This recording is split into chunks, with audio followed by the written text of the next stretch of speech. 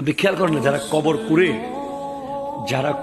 কুড়ে তারা কি ড্রয়িং রুমে বসতে পারে?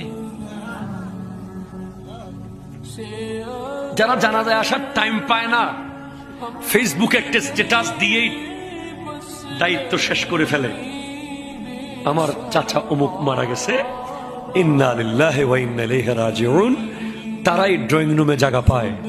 আর যারা সমাজে কিছু লোক আছে, আপনি দেখবেন এই লোকগুলোকে আমি সেলুট জানাই, সেলুট ইম্পর্টেন্ট, এই লোকগুলোকে আমি সেলুট জানাই।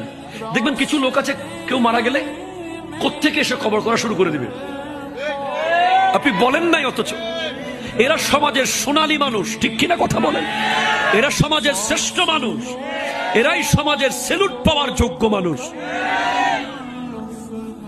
দেখবেন কোরবানির সময় এলাকায় দু একজন থাকে, গরু ফালাইতে পারে,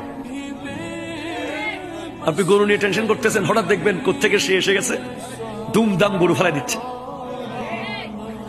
সিডাঙ্গের বাসায় বলে, হাক্কু ধরুন আসি, কথা কন না, ঠিক কিনা বলেন না? দেখবেন আপনার মেয়ের বিয়ে দিবেন, এলাকায় দু একটা লোক এমন আছে যে এসে গোটা বিয়ে তুলে দিবে, তার ব্রেনের মধ্যে পুরো বিয়ে বাড়ি সেট আপ।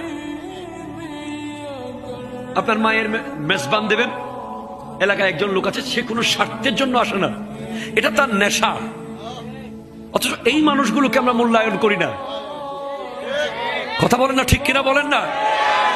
ওই মানুষগুলোর রঙিন রঙিন চশমা দেখে দেখে আমরা তাদেরকে সালাম করতে করতে পাগল হয়ে যায়, অথচ ওদেরকে আমরা জানাজার লাশের পাশে পাই না।